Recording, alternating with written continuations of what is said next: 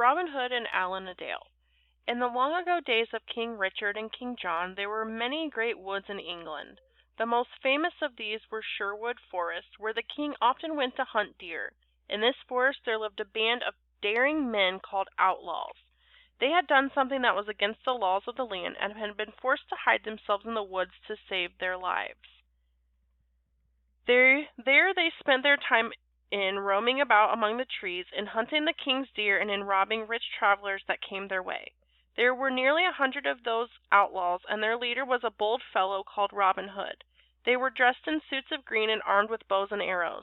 Sometimes they carried long wooden lances and swords, which they knew how to handle well.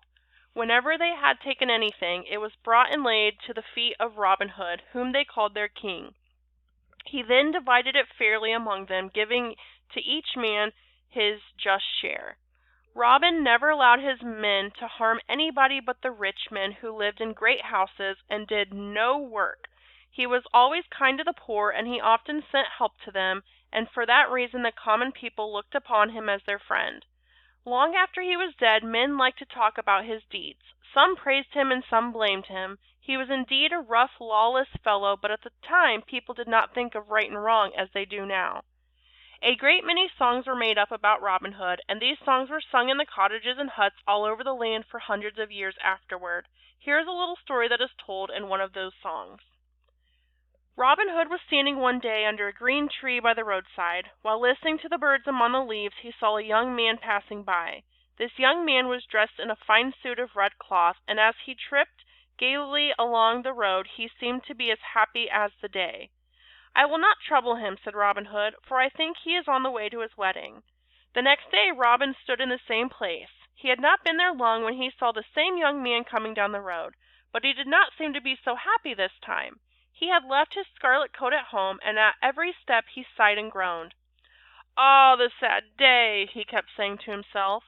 Robin Hood stepped out from under the tree and said, "I say, young man, have you any money to spare for my merry men and me?"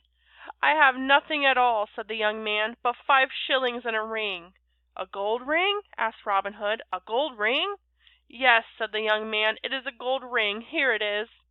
"I have kept it these 7 years," said the young man. "I have kept it to give to my bride on our own wedding day.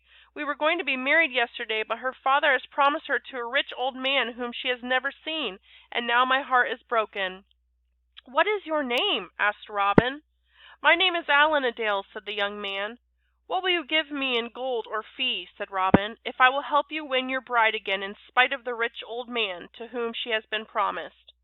"I have no money," said Allin, "but I will promise to be your servant." "How many miles is it to the place where the maiden lives?" asked Robin. "It is not far," said Allin, "but she is to be married this very day, and the church is 5 miles away." Then Robin made haste to dress himself as a harper, and in the afternoon he stood in the door of the church. "Who are you?" said the bishop, "and what are you doing here?" "I am a bold harper," said Robin, "the best in the north country." "I am glad you have come," said the bishop kindly. "There is no music I like so well as that of the harp. Come in and play for us." "I will go in," said Robin Hood, "but I will not give you any music until I see the bride and bridegroom." Just then an old man came in. He was dressed in rich clothing, but was bent with age, and was feeble and gray. By his side walked a fair young girl. Her cheeks were very pale, and her eyes were full of tears. "This is no match," said Robin. "Let the bride choose for herself." Then he put his horn to his lips and blew 3 times. The very next minute 24 men, all dressed in green and carrying long bows in their hands, came running across the fields. As they marched into the church all in a row, the foremost among them was Allin-A-Dale. "Now whom do you choose?" said Robin to the maiden. "I choose Allin-A-Dale," she said, blushing. "Then Allin-A-Dale you shall have," said Robin, and he that takes you from Allin-A-Dale shall find that he has Robin Hood to deal with." And so the fair maiden and Allin-A-Dale were married then and there, and the rich old man went home in a great rage.